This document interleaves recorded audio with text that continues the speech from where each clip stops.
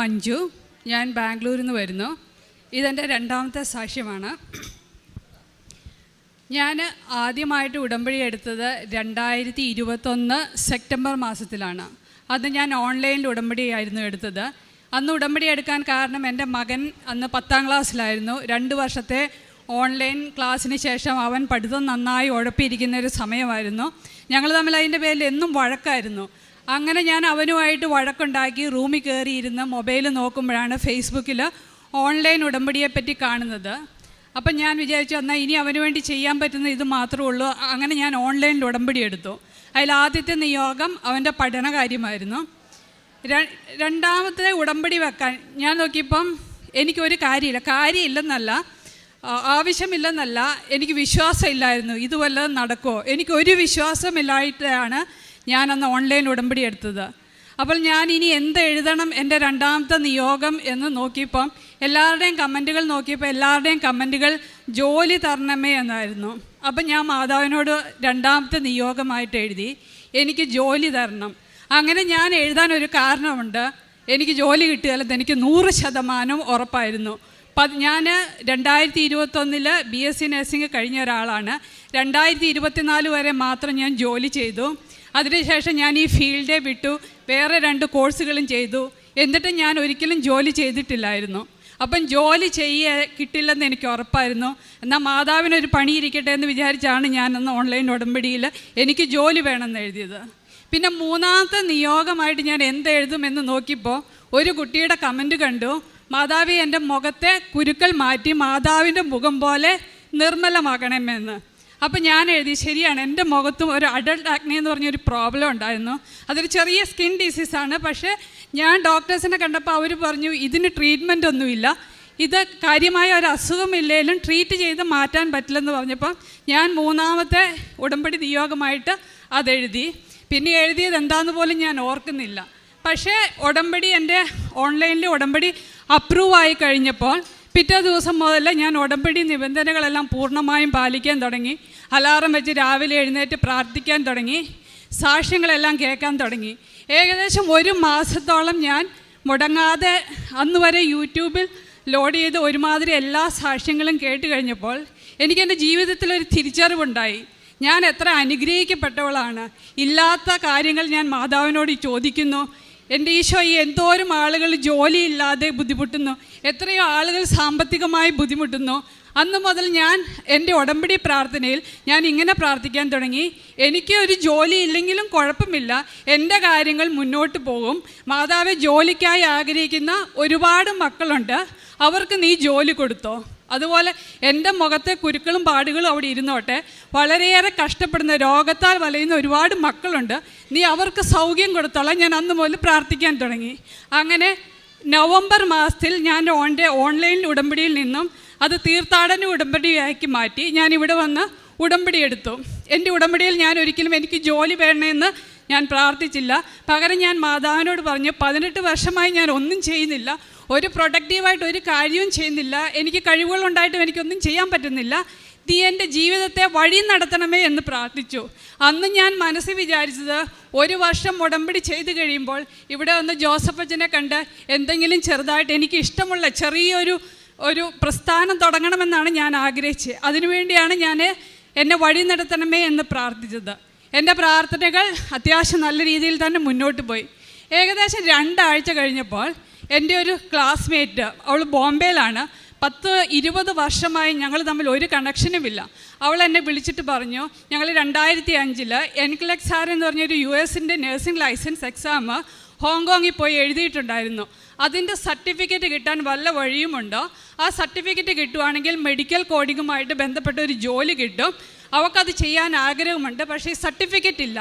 അന്നേരം ആ കൂട്ടത്തിൽ അവൾ അന്ന് ഞങ്ങളുടെ കൂടെ എക്സാം എഴുതാനുണ്ടായിരുന്ന വേറൊരു ചേച്ചിയുടെയും കാര്യം പറയുന്നു. ആ ചേച്ചിയും ബോംബെ വർക്ക് ചെയ്യുന്നതാണ്. ആ ചേച്ചിക്ക് US പോകാൻ താല്പര്യമുണ്ട്. ചേച്ചിയുടെ കയ്യിലും ഈ സർട്ടിഫിക്കറ്റ് ഇല്ല എന്നുള്ളത്. അപ്പം ഇതിനു മുമ്പ് ഞാൻ ഈ സർട്ടിഫിക്കറ്റ് കിട്ടാൻ കുറേ ശ്രമിച്ചിട്ടുണ്ട്. ഇവരെല്ലാവരും ശ്രമിച്ചിരിക്കുന്നതാണ്. അങ്ങനെ ഞാൻ എൻ്റെ 3 മാസത്തെ ഉടമ്പടി കഴിച്ച് ഉടമ്പടി പുതുക്കിയ സമയത്ത് ഈ 17 വർഷം മുമ്പുള്ള സർട്ടിഫിക്കറ്റ്, ഈ സർട്ടിഫിക്കറ്റിൻ്റെ പ്രത്യേകത എന്താണെന്ന് വെച്ചാൽ ഇത് US ലുള്ള ലൈസൻസിങ് എക്സാമാണ്. ഞങ്ങൾ ഈ എക്സാം എഴുതിയത് ഹോങ്കോങ്ങിൽ പോയിട്ടാണ്. ഞങ്ങൾക്ക് വേണ്ടി എക്സാം രജിസ്റ്റർ ചെയ്തത് കേരളത്തിലുള്ളൊരു കൺസൾട്ടൻ്റാണ്. ആ കൺസൾട്ടൻ്റ് ഇപ്പോൾ 18 വർഷമായതാണ്. ഇന്ത്യയിൽ അവർക്ക് ഓപ്പറേഷൻ ഇല്ല. ഈ 3 ഡോട്ട്സ് തമ്മിൽ നമുക്ക് കണക്ട് ചെയ്യാൻ ഒരു രീതിയിലും സാധിക്കില്ലായിരുന്നു. പക്ഷേ ഞാൻ ഓൺലൈനിൽ ഉടമ്പടി എടുത്ത് പ്രാർത്ഥിച്ചു. ഒരു 15 ദിവസത്തിനുള്ളിൽ ഞങ്ങൾക്ക് ഈ സർട്ടിഫിക്കറ്റ് ലഭിച്ചു. അത് ഞാൻ കഴിഞ്ഞ പ്രാവശ്യം സാക്ഷ്യപ്പെടുത്തിയിരിക്കുന്നതാണ്. ഇത് നമുക്ക് സർട്ടിഫിക്കറ്റ് കിട്ടിക്കഴിഞ്ഞപ്പോൾ ഈ ചേച്ചി എന്നോട് ചോദിച്ചു, നിനക്ക് US പോകാൻ താല്പര്യമുണ്ടോ എന്ന്. അപ്പം ഞാൻ പറഞ്ഞു താല്പര്യക്കുറവൊന്നുമില്ല, പക്ഷേ 18 വർഷമായിട്ട് എനിക്ക് ഹോസ്പിറ്റൽ വർക്ക് ചെയ്ത് ഒരു എക്സ്പീരിയൻസും ഇല്ല. ഞാൻ 2 വർഷം വർക്ക് ചെയ്ത് ടീച്ചിങ് ഫീൽഡിലാണ്. ഒരു എക്സ്പീരിയൻസും ഇല്ലാത്ത എന്നെ ഒരിക്കലും US ജോലിക്ക് എടുക്കില്ല, അത് കാരണം എനിക്ക് താല്പര്യമില്ലെന്ന് പറഞ്ഞു. ചേച്ചി പറഞ്ഞു, നീ എപ്പോഴെങ്കിലും താല്പര്യം തോരുവാണെങ്കിൽ നീ ഇത് നോക്ക് എന്ന് പറഞ്ഞ് ചേച്ചി എനിക്കൊരു വാട്സപ്പിൽ ഒരു ലിങ്ക് അയച്ചു തന്നു. പക്ഷേ ഞാനത് ഓപ്പൺ ചെയ്ത് നോക്കിയിട്ടില്ല. അങ്ങനെ കുറച്ച് ദിവസങ്ങൾ കഴിഞ്ഞപ്പോൾ എൻ്റെ മൊബൈലിൻ്റെ മെമ്മറി ഫുള്ളായപ്പോൾ ഞാനിങ്ങനെ വാട്സപ്പ് മെസ്സേജുകളെല്ലാം ഡിലീറ്റ് ചെയ്യുമായിരുന്നു. ഡിലീറ്റ് ചെയ്ത കൂട്ടത്തിലാണ് ചേച്ചിയുടെ മെസ്സേജ്, അന്നത്തെ മെസ്സേജ് ഞാൻ ആദ്യമായിട്ട് ഓപ്പൺ ചെയ്ത് ഞാൻ ഓർക്കുന്നുണ്ട്. പക്ഷേ ഞാനത് ഓപ്പൺ ചെയ്തപ്പോൾ എൻ്റെ മെയിൽ ID യോ ഫോൺ നമ്പറോ ഒന്നും കൊടുത്തതായിട്ട് എൻ്റെ ഓർമ്മയിലില്ല. ഞാൻ കൊടുത്തോന്നിട്ട് ഓർക്കുന്നില്ല, 100% എനിക്ക് ഉറപ്പില്ല. പക്ഷേ അന്ന് രാത്രി എന്നെ US നിന്ന് ഒരു കൺസൾട്ടൻ്റ് വിളിച്ചു, നിനക്ക് US വർക്ക് ചെയ്യാൻ താല്പര്യമുണ്ടോ എന്ന് ചോദിച്ചു. അപ്പോൾ ഞാൻ പറഞ്ഞു, എനിക്ക് വർക്ക് ചെയ്യാൻ താല്പര്യക്കുറവൊന്നുമില്ല, പക്ഷേ എനിക്ക് എക്സ്പീരിയൻസ് ഇല്ല, ഒരു കറണ്ട് എക്സ്പീരിയൻസ് ഇല്ല, 18 വർഷത്തെ കരിയറിൽ ഗ്യാപ്പും ഉണ്ടെന്ന് പറഞ്ഞു. അപ്പോൾ അവർ പറഞ്ഞു ഓക്കെ, അങ്ങനെയാണെങ്കിൽ ഞങ്ങൾ പിന്നെ വിളിക്കാമെന്ന് പറഞ്ഞിട്ട് 2 ദിവസം കഴിഞ്ഞിട്ട് അവരെന്നെ തിരിച്ചു വിളിച്ചു. നിൻ്റെ കരിയർ ഗ്യാപ്പും ഞങ്ങൾക്ക് പ്രശ്നമില്ല, നിൻ്റെ കറണ്ട് എക്സ്പീരിയൻസ് ഇല്ലാതും പ്രശ്നമില്ല, നമ്മളൊരു പുതിയ സ്കീമായിട്ട് പുതിയൊരു പ്രൊജക്റ്റായിട്ട് എക്സ്പീരിയൻസ് ഇല്ലാത്തവരെ നമ്മൾ ഹയർ ചെയ്യുന്നുണ്ട്, നിനക്ക് താല്പര്യമുണ്ടെങ്കിൽ നീ റിപ്ലൈ ചെയ്യാൻ പറഞ്ഞു. അപ്പോൾ ഞാൻ വീട്ടിൽ ആലോചിച്ചിട്ട് ഞാൻ റിപ്ലൈ ചെയ്തു. അപ്പോൾ അവർ എനിക്ക് എന്നോട് ശക്തം പറഞ്ഞാൽ ആ ചേച്ചി പറഞ്ഞതാണ്, നീ വേണമെങ്കിൽ ഒരു എക്സ്പീരിയൻസ് സർട്ടിഫിക്കറ്റ് ഉണ്ടാക്കിയാൽ മതി, നിനക്ക് ഈസി ആയിട്ട് അവിടെ അവർ നിനക്ക് അഡ്മിഷൻ തരുമെന്ന് പറഞ്ഞു. അപ്പോൾ ഞാൻ പറഞ്ഞു, ഇല്ല, ഞാൻ ഉടമ്പടിയിൽ നിൽക്കുന്നതാണ്, ഫേക്കായിട്ടുള്ളൊരു സർട്ടിഫിക്കറ്റ് ഉണ്ടാക്കിയിട്ടില്ല, എനിക്കൊരു ജോലിയുടെ ആവശ്യമില്ല എന്ന് ഞാൻ ചേച്ചിനോട് തീർത്ത് പറഞ്ഞു. പക്ഷേ എനിക്ക് ഒരു എക്സ്പീരിയൻസും ഇല്ലാതെ തന്നെ അവരെനിക്ക് വേണ്ടി പ്രോസസ്സിങ് ചെയ്യാമെന്ന് പറഞ്ഞു. എനിക്ക് IELTS എഴുതേണ്ടതുണ്ടായിരുന്നു, അത് ഞാൻ എഴുതി. അപ്പോൾ അവരെൻ്റെ പ്രോസസ്സിങ് സ്റ്റാർട്ട് ചെയ്തു. അപ്പം എൻ്റെ ക്ലാസ്മേറ്റ് ഒരു കുട്ടിയുണ്ടെന്ന് പറഞ്ഞ് മെഡിക്കൽ കോഡിങ് ജോലി ചെയ്യാൻ താല്പര്യമുള്ള ആ കുട്ടിയോട് ഞാൻ പറഞ്ഞു, എനിക്ക് എക്സ്പീരിയൻസ് ഇല്ലായിട്ട് അവരെനിക്ക് വേണ്ടി പ്രോസസ്സിങ് ചെയ്യുന്നുണ്ട്, നിനക്ക് താല്പര്യമുണ്ടെങ്കിൽ നീ അപ്ലൈ ചെയ്യാൻ പറഞ്ഞു. അവൾക്കാണെങ്കിൽ 12 വർഷത്തെ എക്സ്പീരിയൻസ് ഉണ്ട്, പക്ഷേ കറണ്ട് വർക്കിംഗ് എക്സ്പീരിയൻസ് ഇല്ലാത്ത കാരണമായിരുന്നു അവളും അപ്ലൈ ചെയ്യാതിരുന്നത്. ഞാനിങ്ങനെ അവരെനിക്ക് വേണ്ടി അപ്ലൈ ചെയ്യുന്നുണ്ട് എന്ന് പറഞ്ഞപ്പോൾ അവരവരെ കോൺടാക്റ്റ് ചെയ്തപ്പോൾ അവർ പറഞ്ഞു, ഇല്ല, ഞങ്ങളൊരു 1 or 2 വീക്സിലേക്ക് മാത്രമായിരുന്നു എക്സ്പീരിയൻസ് ഇല്ലാത്തവരെ ഹയർ ചെയ്യുന്നത്, ഇപ്പം നമ്മളത് നിർത്തി, നീ ഒരു 1 or 2 ഇയേഴ്സ് വർക്ക് ചെയ്തിട്ട് ഞങ്ങളെ അപ്രോച്ച് ചെയ്യുക, അന്നേരം ഞാൻ നിനക്ക് വേണ്ടി പ്രോസസ്സിങ് സ്റ്റാർട്ട് ചെയ്യാമെന്ന് അവളോട് പറഞ്ഞു. അപ്പോൾ എനിക്ക് മനസ്സിലായി, ഇത് മാതാവ് എനിക്ക് വേണ്ടി മാത്രം കൊണ്ടുതന്ന ഒരു ജോലിയാണ്. ആ ചേച്ചിക്കാണെങ്കിൽ 25 വർഷത്തെ എക്സ്പീരിയൻസ് ഉണ്ടായിരുന്നു. ചേച്ചിക്ക് വേണ്ടി അവർ പ്രോസസ്സിങ് തുടങ്ങിയതായിരുന്നു. പക്ഷേ ചേച്ചിയുടെ ഒരു പേപ്പറുകൾ പോലും ഇതുവരെ മൂവ് ചെയ്തിട്ടില്ല. എന്നേക്കാൾ എത്രയോ മാസം മുമ്പ് തുടങ്ങിയ പ്രോസസ്സിങ്ങാണ്. ചേച്ചിക്ക് ഇതുവരെ അത് നടന്നിട്ടില്ല. അവരിപ്പോൾ പറയുന്നു ചേച്ചീനെ കൊണ്ടുപോകാൻ പറ്റിയില്ലെന്ന്. എനിക്ക് കഴിഞ്ഞ ഫെബ്രുവരി മാസം ഗ്രീൻ കാർഡോടുകൂടി US വിസ ലഭിച്ചു. ഞാൻ അടുത്ത ആഴ്ച US പോവുകയാണ് വിത്ത് ഫാമിലി. അതാണ് എൻ്റെ ജീവിതത്തിൽ മാതാവ് എനിക്ക് തന്ന ഏറ്റവും വലിയ ആഗ്രഹം. ഒരിക്കലും ഒരു ജോലി ചെയ്യാൻ സാധിക്കുമെന്ന് വിചാരിക്കാതിരുന്ന എനിക്ക്, ഇത്രയും കരിയറിൽ ഗ്യാപ്പുള്ള എനിക്ക് മാതാവ് US പെർമനൻറ്റ് റെസിഡൻസോടുകൂടി ഒരു ജോലി തന്നു. അതായിട്ട് ഞാനന്ന് ഉടമ്പടിയിൽ വെച്ചിട്ട് മാറ്റിക്കളഞ്ഞ ഒരു കാര്യമാണ് എൻ്റെ മുഖത്തെ അഡൽട്ട് ആക്നെ എന്ന പ്രോബ്ലം. പക്ഷേ ഞാനത് ഉടമ്പടി എടുത്തപ്പോൾ ഞാൻ ഉടമ്പടിയിൽ വെച്ചിട്ടില്ലെങ്കിലും ഞാൻ എല്ലാ ദിവസവും തൈലം തേച്ച് പ്രാർത്ഥിച്ച് കഴിയുമ്പം കയ്യിൽ വാക്കി വരുന്ന തൈലം എൻ്റെ ജോ ലൈനിൽ ഇങ്ങനെ അപ്ലൈ ചെയ്യുമായിരുന്നു. അതിന് ശേഷം ഇതുവരെ എനിക്ക് ആ പ്രോബ്ലം ഉണ്ടായിട്ടില്ല.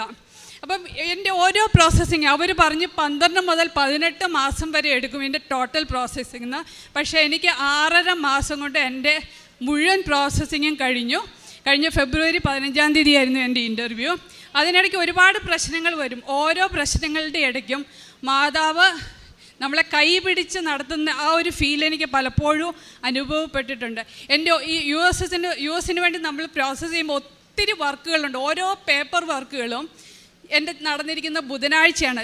ഒരിക്കലും ഞാൻ ആദ്യ കാലങ്ങളിൽ അത് നോട്ട് ചെയ്തിട്ടില്ലായിരുന്നു. പക്ഷേ ഇവിടെ ഓരോരുത്തരുടെ സാക്ഷ്യങ്ങൾ പറയുന്നുണ്ടായിരുന്നു ചൊവ്വാഴ്ച ദിവസങ്ങളിൽ അവരുടെ ഇൻ്റർവ്യൂ നടന്നു, അല്ലെങ്കിൽ ചൊവ്വാഴ്ച ദിവസങ്ങളിൽ അവരുടെ വിസയുടെ പേപ്പർ വന്നു എന്ന്. ഞാൻ അങ്ങനെ നോട്ട് ചെയ്തപ്പോഴാണ് ഞാനത് ശ്രദ്ധിച്ചത് തന്നെ. എൻ്റെ എല്ലാ പേപ്പർ വർക്കുകളും നടന്നിട്ടുള്ള ബുധനാഴ്ച ദിവസങ്ങളിലായിരുന്നു. പിന്നെ നമുക്ക് വിസ കിട്ടിക്കഴിഞ്ഞിട്ടുള്ള എൻ്റെ ഏറ്റവും വലിയ പ്രശ്നം എന്ന് പറഞ്ഞാൽ എൻ്റെ ഹസ്ബൻഡിൻ്റെ ജോബായിരുന്നു. ഹസ്ബൻഡ് ഇവിടെ നല്ല രീതിയിൽ നല്ലൊരു കമ്പനിയിൽ ജോലി ചെയ്യുന്ന ഒരാളായിരുന്നു. അപ്പോൾ പുള്ളിയുടെ ഒരു ജോലി റിസൈൻ ചെയ്തിട്ട് നമ്മൾ US പോകുന്ന അത്ര നല്ല കാര്യമാണോ എന്ന് നമുക്ക് എപ്പോഴും ഡൗട്ടുണ്ടായിരുന്നു. എന്താണെന്ന് വെച്ചാൽ ആ ഒരു പ്രൊഫൈലിൽ അവിടെ പുള്ളിക്ക് ജോലി കിട്ടണമെങ്കിൽ അവിടെ വീണ്ടും പഠിക്കണം എന്നുള്ളതായിരുന്നു. അപ്പം ഞാനതും എൻ്റെ അവസാനം ഞാൻ ലാസ്റ്റ് ടൈം ഇവിടെ വന്ന് ഉടമ്പടി പുതുക്കിയപ്പം എൻ്റെ ഹസ്ബൻഡ് ഒന്നെങ്കിൽ പഠിക്കാൻ അല്ലെങ്കിൽ US ഒരു ജോലി കിട്ടണമെന്ന് ഞാൻ പറഞ്ഞിരുന്നു. അപ്പം ഞാൻ അതിനുവേണ്ടി പ്രാർത്ഥിക്കുന്നുണ്ടായിരുന്നു. അപ്പോൾ ഹസ്ബൻഡ് വർക്ക് ചെയ്ത കമ്പനിയിൽ നിന്ന് റിസൈൻ ചെയ്തു. റിസിഗ്നേഷൻ ഇട്ട് കഴിഞ്ഞ് 3 മാസത്തെ നോട്ടീസ് പീരീഡ് ഉണ്ടായിരുന്നു. അപ്പോൾ 2 മാസം കഴിഞ്ഞപ്പോൾ കമ്പനിയുടെ MD പറഞ്ഞു, നീ എന്തിനാണ് റിസൈൻ ചെയ്യുന്നത്, നിനക്ക് US ഇരുന്ന് സെയിം ജോലി കണ്ടിന്യൂ ചെയ്യാമെന്ന് പറഞ്ഞു. പുള്ളി ഒരു IT ഫീൽഡിൽ വർക്ക് ചെയ്യുന്ന ഒരാളല്ല. IT ഫീൽഡിൽ ഇരിക്കുന്ന ഒരാൾ റിമോട്ടായിട്ട് ജോലി ചെയ്യുന്ന നമുക്ക് മനസ്സിലാക്കാം. പുള്ളി ഹാർഡ് കോർ സെയിൽസിൽ വർക്ക് ചെയ്യുന്ന ഒരാളാണ്. പുള്ളിക്ക് ഒരുപാട് ക്ലയൻസിനെ മീറ്റ് ചെയ്യാണ്ട് ഒരുപാട് ട്രാവൽ ചെയ്യേണ്ട ഒരാളാണ്. എന്നിട്ടും കമ്പനി പറഞ്ഞു US നിനക്ക് വേണ്ട അത്രയും കാലം അവിടെ ഇരുന്ന് ജോലി ചെയ്തോളാൻ പറഞ്ഞു. അതും എൻ്റെ ഉടമ്പടിയിൽ വെച്ച ഒരു നിയോഗമായിരുന്നു. മൂന്നാമതായിട്ട് ഞാനൊരു 20-22 വർഷം മുമ്പ് ഡ്രൈവിംഗ് ലൈസൻസ് എടുത്തിട്ടുണ്ട്. അന്ന് മുതൽ ഇന്ന് പോലെ ഞാൻ വണ്ടി ഓടിച്ചിട്ട് എനിക്ക് വണ്ടി ഓടിച്ച് ഓപ്പോസിറ്റ് വണ്ടി വരുമ്പോൾ എനിക്ക് പേടിയാണ്. പിന്നെ ഞാൻ ആ ഡ്രൈവ് ചെയ്യാറില്ല. ഒരു 10 വർഷം കൂടുമ്പോൾ ഞാനത് റിന്യൂ ചെയ്യും. പക്ഷേ ഇപ്രാവശ്യം ഞാൻ കഴിഞ്ഞ പ്രാവശ്യം ഉടമ്പടിയിൽ എനിക്ക് ഡ്രൈവിംഗ് പഠിച്ചേ മതിയാകൂ എന്ന് പറഞ്ഞ് ഞാൻ കാശുരൂപം വെച്ച് എല്ലാ ദിവസവും ഡ്രൈവ് ചെയ്യാൻ തുടങ്ങി. ഇപ്പോൾ അത്യാവശ്യം നല്ല രീതിയിൽ ഡ്രൈവ് ചെയ്യാൻ എന്നെക്കൊണ്ട് സാധിക്കുന്നുണ്ട്. അതിനിടയ്ക്ക് ചെറുതും വലുതുമായ ഒരുപാട് അനുഗ്രഹങ്ങൾ മാതാവ് തന്നിട്ടുണ്ട്. എന്താ വെച്ചാൽ നമ്മൾക്ക് വിസ കിട്ടിക്കഴിഞ്ഞിട്ടും പിള്ളേർക്ക് US നമ്മൾ ആഗ്രഹിക്കുന്ന ഒരു സ്കൂളിൽ അഡ്മിഷൻ എടുക്കണമെന്നുണ്ടായിരുന്നു. അവിടെയെന്ന് വെച്ചാൽ നമ്മൾ താമസിക്കുന്ന സ്ഥലത്തിന് മാത്രമുള്ള ആ ഒരു ഏരിയയിലെ സ്കൂളിലെ നമ്മൾ അഡ്മിഷൻ എടുക്കാൻ പാടുള്ളൂ. വേറെ ഏരിയയിൽ പോയി നമുക്ക് അഡ്മിഷൻ എടുക്കാൻ പാടില്ല. അപ്പം നമ്മൾ സ്കൂൾ നോക്കുമ്പം എൻ്റെ വർക്ക് പ്ലേസ് ദൂരെയാണ്, അല്ലെങ്കിൽ നമുക്ക് കിട്ടുന്ന താമസ സ്ഥലം വേറെയാണ്. അങ്ങനെ ഇരുന്ന് ഒരു മാസം നമ്മൾ ഈ സ്കൂളും നമ്മുടെ അക്കോമഡേഷനും എന്ത് ചെയ്യണമെന്ന് വിചാരിക്കാതിരുന്ന ഒരു ദിവസം രാവിലെ, അതൊരു ബുധനാഴ്ച രാവിലെ ഞാൻ എഴുന്നേറ്റ് മെയിൽ നോക്കുമ്പോൾ അവർ പറഞ്ഞു അവരെൻ്റെ വർക്ക് പ്ലേസ് ചേഞ്ച് ചെയ്തു. പുതിയ വർക്ക് പ്ലേസിൽ ജസ്റ്റ് 1 മൈൽ ഡിസ്റ്റൻസ് ഉള്ളൂ സ്കൂളുമായിട്ടും ഞങ്ങൾ എടുത്തിരിക്കുന്ന അപ്പാർട്ട്മെൻറ്റുമായിട്ടും. ഇതെല്ലാം മാതാവ് അതുപോലെ തന്നെ ഞങ്ങൾക്ക് വിസ കിട്ടിക്കഴിഞ്ഞ് 2 മണിക്കൂറിനുള്ളിൽ ഞങ്ങൾക്ക് ഞങ്ങളുടെ ഫ്ലാറ്റ് വിൽക്കാൻ സാധിച്ചു. അതുപോലെ നമ്മുടെ വണ്ടി വിൽക്കാനായിട്ട് ആരും മേടിക്കാത്തൊരു വണ്ടിയായിരുന്നു നമ്മുടെ. അപ്പോൾ അത് സെയിലാകുന്നേ ഇല്ലായിരുന്നു. അപ്പോൾ ആ ഒരു പ്രത്യേക വണ്ടി എന്നോട് താല്പര്യമുള്ളവർ മാത്രമേ ആ വണ്ടി വന്ന് എടുക്കത്തുള്ളായിരുന്നു. അപ്പോൾ കഴിഞ്ഞ ആഴ്ചയും അതും സെയിലായി. അപ്പോൾ എല്ലാ കാര്യങ്ങളും ഞാൻ ഒത്തിരി ഒന്നും പ്രാർത്ഥിക്കുന്ന ഒരാളല്ല, എങ്കിൽ കൂടി ഈ ഒരു കാര്യം ഞാൻ മാതാവിനോട് ചോദിച്ച് അല്ലെങ്കിൽ ആഗ്രഹിച്ച ഒരു കാര്യം തുടക്കം മുതൽ ഈ നിമിഷം വരെ മാതാവ് കൈ പിടിച്ചെല്ലാം നടത്തി തന്നു. ഇപ്പോഴും എന്നോട് ചോദിക്കുന്നു, ഇത്ര വർഷം വർക്ക് ചെയ്യാതിരുന്നിട്ട് നിനക്ക് അവിടെ പോയി വർക്ക് ചെയ്യാൻ പേടിയില്ലെന്ന്. സത്യത്തിൽ എനിക്ക് പേടിയില്ല. എന്നാ വെച്ചാൽ ഇത്രയും കാലം എന്നെ പരിപാലിച്ച് എൻ്റെ നന്മയ്ക്ക് വേണ്ടി മാതാവ് ഇത്രയും ചെയ്തിട്ടുണ്ടെങ്കിൽ തീർച്ചയായിട്ടും അവിടെ പോയി എനിക്ക് സർവൈവ് ചെയ്യാൻ പറ്റുമെന്നുള്ള പൂർണ്ണമായ വിശ്വാസം എനിക്കുണ്ട്. ഇത്രയും അനുഗ്രഹങ്ങളിൽ നിന്ന് മാതാവിനും തിരുക്കുമാനും 1000 നന്ദി പറയുന്നു. ബാംഗ്ലൂരിൽ നിന്ന് വന്ന മഞ്ജു ബാസ്റ്റൻ പറഞ്ഞ സാക്ഷ്യമാണ് നമ്മളിപ്പോൾ കേട്ടുകൊണ്ടിരുന്നത്. 18 വർഷം ഗ്യാപ്പുണ്ടായിട്ട്, അതായത് 18 വർഷമായി കറണ്ട് എക്സ്പീരിയൻസ് ഇല്ലാത്ത ഈ മകൾക്ക് USA ജോലി കിട്ടിയതിനെ കുറിച്ചുള്ളതാണ് ആദ്യത്തെ സാക്ഷ്യം പറഞ്ഞത്. അതിൽ ശ്രദ്ധേയമായിട്ടുള്ളൊരു കാര്യമെന്ന് പറയുന്നത് 25 വർഷം പഴക്കമുള്ള എക്സ്പീരിയൻസ് ഉള്ള എല്ലാ ഇതുള്ള ഇവരുടെ കൂടെ വന്നിരുന്നവരെ എടുത്തില്ല. അതുപോലെ തന്നെ ഇവരുടെ ഒരു ഫ്രണ്ട് തന്നെ 12 വർഷം അതിന് എക്സ്പീരിയൻസ് ഉണ്ട്. അതുപോലെ തന്നെ ഇങ്ങനെയുള്ള ആ സഹോദരിയെ എടുത്തില്ല. കാരണം പറയുന്നത് അവർക്ക് ഈ 12 വർഷം പഴക്കമുള്ളതിന് കറണ്ട് എക്സ്പീരിയൻസ് ഇല്ലെന്നുള്ളതാണ് പറയുന്നത്. പക്ഷേ ഇത്തരണത്തിലാണ് ഈ സഹോദരി ഇവിടെ വന്ന് അവിടെ ആദ്യമേ ഏതായിരുന്നു, ഓൺലൈനിലായിരുന്നു, അതാ ഉടമ്പടി എടുക്കുകയാണോ ചെയ്ത? ആദ്യം ഓൺലൈൻ ഉടമ്പടി എടുത്ത് എന്നിട്ട് പ്രാർത്ഥിച്ച് കഴിഞ്ഞിട്ട് പിന്നെ അതിനുശേഷം പിന്നെ ഉടമ്പടി എടുക്കുന്നത് എപ്പോഴാണ്? ആദ്യം ഓൺലൈൻ ഉടമ്പടി എടുത്തത് 2021 സെപ്റ്റംബറിൽ, തീർത്ഥാടന ഉടമ്പടി എടുത്തത് 2021 നവംബറിൽ. അതിനുശേഷം ഈ സഹോദരി എന്ന് പറയുന്നത് അമ്മ മാതാവിനോട് മുട്ടിപ്പായി പ്രാർത്ഥിക്കുകയാണ്.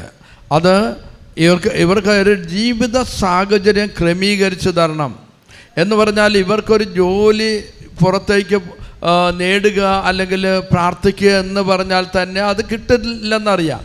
എന്നോട് ചിരിച്ചുകൊണ്ട് ഇത് എഴുതിക്കൊണ്ടിരുന്നപ്പോൾ പറഞ്ഞത് ഒരു വാക്കെന്ന് പറഞ്ഞാൽ, ഞാൻ ശരിക്കും അമ്മ മാതാവിനെ ഒന്ന് പരീക്ഷിക്കായിരുന്നു എന്ന് പറഞ്ഞാൽ 18 വർഷം ഗ്യാപ്പുള്ള എനിക്കൊരു ജോലി കിട്ടില്ല, കറണ്ട് എക്സ്പീരിയൻസ് ഇല്ലാത്ത എനിക്കൊരു ജോലി വിദേശത്ത് കിട്ടില്ല. പിന്നെ എങ്കിലും ഞാൻ അമ്മ മാതാവിനോട് ചോദിക്കുകയായിരുന്നു, എനിക്ക് ഉടമ്പടിയിൽ വെച്ച് ചോദിക്കുകയായിരുന്നു, എനിക്ക് എൻ്റെ ജീവിതം സാഹചര്യം ഒന്ന് ക്രമീകരിച്ച് തരണമെന്ന്. അത്തരണത്തിൽ അപ്പോഴാണ് ഈ സഹോദരിക്ക് വേണ്ടി ഉടമ്പടിയിൽ പ്രാർത്ഥിച്ചു കഴിഞ്ഞപ്പോൾ അവിടുത്തെ നിയമം തന്നെ മാറ്റിക്കൊണ്ട് 2 ആഴ്ചത്തേക്ക് ആ ഒരു കമ്പനി അത് കറണ്ട് എക്സ്പീരിയൻസ് ഇല്ലാത്തവർക്ക് മാത്രം റിക്രൂട്ട് ചെയ്തുകൊണ്ട് ഒരു ഓർഡർ ഇറക്കി. ആ കൂട്ടത്തിൽ ഈ സഹോദരിയെ അവരിങ്ങോട്ട് വിളിച്ച് ചോദിക്കുകയായിരുന്നു, നിങ്ങൾക്ക് ഇതിൽ വന്ന് പ്രവർത്തിക്കാൻ താല്പര്യമുണ്ടോ എന്ന്, ഇവിടെ വന്ന് ജോയിൻ ചെയ്യാൻ താല്പര്യമുണ്ടോ എന്ന്. അപ്പോഴാണ് ഇവരിത് അയക്കുന്നു. ഇവർക്ക് അത് കറണ്ട് എക്സ്പീരിയൻസ് ഇല്ല, 18 വർഷത്തെ ഗ്യാപ്പുണ്ട്. ഇതൊന്നുമില്ലാതെ തന്നെ അമ്മ മാതാവ് സമയച്ചുരുക്കമായിട്ട് ഈ മകൾക്കത് നടത്തി കൊടുക്കുകയാണ് ചെയ്യുന്നത്. ഇതേപോലെ തന്നെ മറ്റൊരു കാര്യം എന്ന് പറഞ്ഞാൽ ഇവരുടെ ഭർത്താവിൻ്റെ കാര്യം എന്ന് പറയുന്നത്, അദ്ദേഹം ഇവിടെ ഓൾ ഇന്ത്യ ബേസിൽ ഉള്ളൊരു IT കമ്പനിയിൽ ബിസിനസ്സിൻ്റെ ആ ഒരു ജോലിയിലാണ് ഏർപ്പെട്ടിരിക്കുന്നത്. അദ്ദേഹം നല്ല സാലറിയുണ്ട്, നല്ല ടോപ്പായിട്ടുള്ള പൊസിഷനുമാണ്. ഇത്തരണത്തിലാണ് അദ്ദേഹത്തിന് ഇവർക്ക് ഗ്രീൻ കാർഡ് കിട്ടിയതുകൊണ്ട്, USA കിട്ടിയതുകൊണ്ട് ഫാമിലി ആയിട്ട് പോകണം. അതുകൊണ്ടെന്ന് പറഞ്ഞാൽ ഇദ്ദേഹം റിസൈൻ ചെയ്യേണ്ട അവസ്ഥ വന്നിരിക്കുകയാണ്. അപ്പോൾ റിസൈൻ ചെയ്തു. 2 മാസം കഴിഞ്ഞപ്പോൾ ഇവർക്ക് ഈ സഹോദരിക്കൊരു വിഷമം, ഇത്രയും നല്ല സാലറിയും നല്ലൊരു പൊസിഷനിൽ ഇരിക്കുന്ന ആൾ റിസൈൻ ചെയ്തിട്ട് അങ്ങോട്ട് വരണമല്ലോ USA.